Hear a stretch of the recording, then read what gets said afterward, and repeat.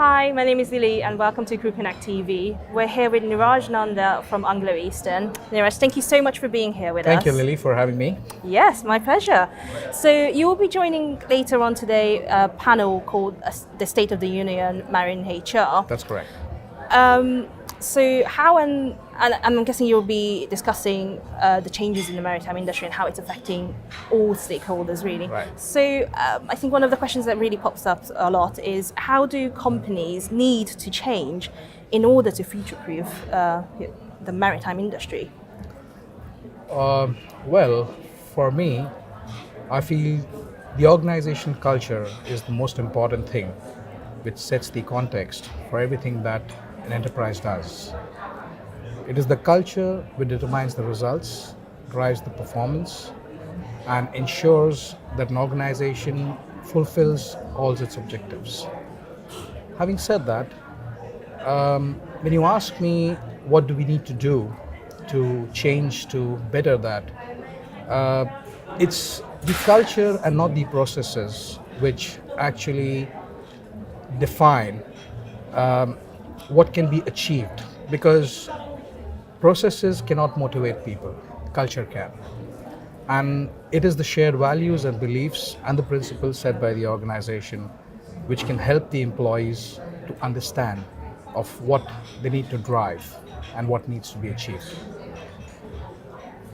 For us at Anglo Eastern, we feel that we need to move from a compliance culture to a desire-based culture, because the industry has put a lot of regulation and a lot of policing, if I may call it, to the various aspects of shipping, ship management, crew management, marine pollution, etc.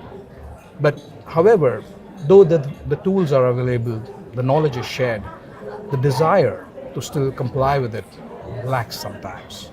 And this is where people falter. We are all human beings, and we like to take shortcuts. We like to take the easy way out of things, and we sometimes feel it's okay to not do it everything the way it should be. And that's what needs to change. And that cannot be changed by anything but the culture of the organization. It is the organization which needs to give a platform to its employees, the strategy, the structure, to have the desire to do the right thing when no one's watching. That's very important. You need to get the people inspired to do the right thing at 3 a.m. in the morning when there's nobody around them but just their conscience and the beliefs and the principles that they follow. And all this can be put into context through the company's culture. So this is something, if we manage to change this, I'm sure that we will have a better maritime future. So in your experience, what does a successful marine HR department look like? Well, a successful marine HR department is the one which can, of course, attract the right talent, help to retain the people, develop them, grow them, and give them a career path that they aim for. A successful organization is the one which can match up its long-term goals with those of its employees, and having done that, it ups itself. So when one grows, the other one grows automatically. So it's very important for an HR department or a successful HR department to have the recruitment, retention, and internal mobility of its employees embedded in the principles, goals of the organization. And they need to use the right amount of HR and the right amount of technology to be successful at this. As they say, human beings can experience touch, and technology is best experienced touchless. So it has to be the right mix of both. You need to touch people where they need to be touched, and you need to be using technology in a distant and a seamless way to execute that touch. So that's what a successful HR department would be for me. So what are your views on internal mobility? How do you ensure that in your organization? Well, for me, internal mobility is one of the most important principles that an organization of some size needs to follow to ensure its success. Your people are best known to you. And recruiting talent from outside can be attractive, but is always a risk as the person is not fully known to you. We do a lot of things. We are a company of 27,000 seafarers, and we have grown this talent mostly from within. And we do a lot of things for internal mobility at Anglo Eastern. We recruit the right talent, and when we recruit, we are looking for a fit, not only for the potential of the human of the individual, but also for the also to befit the culture of the company. That's something that we look forward to. We retain them, and we do a lot of things to retain people. We communicate with them regularly. We engage with them in various forms. We have a Marina app that we use, which is seamless connection with our seafarers on board and on shore, which is very useful for them to be knowing what's happening in the company through announcements, to know what is the next planning for them, how are they going to be, joining their next ship, and what's the schedule, etc., operational stuff.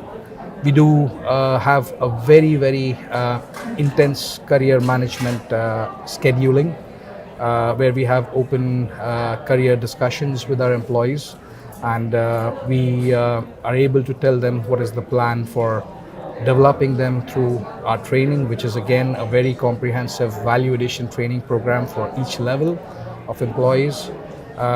We promote our employees. We completely believe in that, and that's something we do for internal mobility. Apart from that, we also cross-pollinate a little bit. So we try to get away from the roadblocks of the industry, something like the sire matrices, by promoting the tanker people on bulk carriers. Since we have the volume, we are able to do a little bit of a stretch assignment for them and create the opportunity for promotion. We also create opportunities through some projects and through some conversion programs where there is very specific skill training assigned to interested and deserving candidates to be able to experience new trade and new opportunities. I'll give you an example. We had a conversion program to LPG, where we suddenly had to take over a lot of LPG ships 2 years back, and we were able to convert a couple of hundred people from different trades to the LPG trade, and they're happily serving there now. So that's about internal mobility for us. With digitalization happening across the industry, how does a marine HR department look like in a digitalized maritime business? Well, you cannot escape technology, so all of us have our mobile phones, have our laptops and desk computers, and it's all about staying connected through technology now, on the move, distantly, seamlessly. So this applies to the HR department also, which needs to engage with potential talent, current talent, and how to be basically scheduling them for moving up the ladder. There are various platforms available today. There is mobile recruitment, there's video recruitment for acquisition of talent. Social media is a very big catalyst today for basically being able to vet their people before you want to engage with them. So there are various platforms available for sure. At Anglo Eastern, like I said, we are very happy with the AE Marina app that we have developed. It helps us to send push notifications to people for new opportunities that may be there, and we are able to connect with a larger target audience through our app. Whoever has registered, and even our passive users, they become interested when they see new opportunities which interest them. It's very useful for our existing pool of seafarers. We have thousands of people who are using it. Like I said earlier, to know their next assignment, their planning, their payrolling, and their families are connected to the app, so they get to see events, what we do. We have a little bit of company newsletters and engagements happening through the magazine, through the app, sorry. And so we have embraced digitalization, and we are trying to up the ante further by introducing some new features from time to time. And yes, I think so. Technology is going to drive the future. So digitalization has to be a part of your HR strategy. I think I heard a couple of times that big data is going to have a big impact on marine HR, well, HR departments in general. So, how do you see this? What do you think about? What do you think the impact of data and analytics will be in maritime HR departments? Well, predictive data analytics is everywhere today. If you need to draw a loan from your credit card company to buy a new car, you are compared with millions of other users from across the world and their potency to pay back the loan before they decide on yours. And this is all based on data predictions, right? So it's a science which uses existing data to predict individual behavior, and it's very, very specific. In marine HR, there is definitely a lot of scope. I mean, in HR in general, we know companies who do data analytics and predictive data analytics for sure. Google's one of them. They're a leader. Their interviewing process is fully automated, with computer-generated and specific questions based on the individual research done for a potential candidate. Best Buy, I know, uses this for their engagement programs, and they have arrived that increase in employee engagement helps them increase proportionately in their profits. And there is HP and many others, right?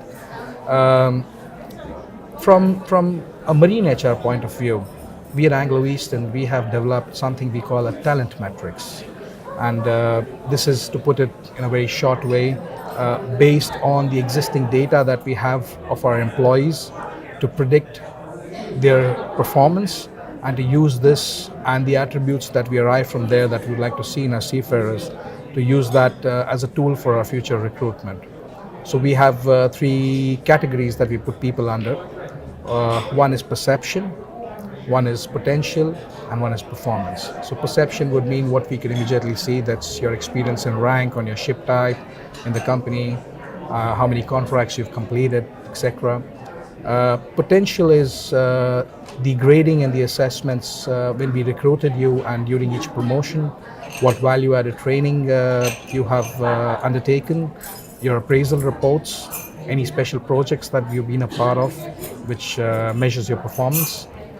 And the actual performance is the scientific data, again, that we pick up from the performance of the ships by measuring how many successful port calls they've had, how many incident-free days they have had on board the ships, what has been their performance in external inspections like wetting, PSC, etc. And things like these. So this is put into a very, I would say, comprehensive matrix for us to be able to grade an individual on the talent matrix. And this matrix is also used very intensively to decide on their career development. Thank you very much for being here with us. Thank you, Lily. It's a pleasure, absolutely.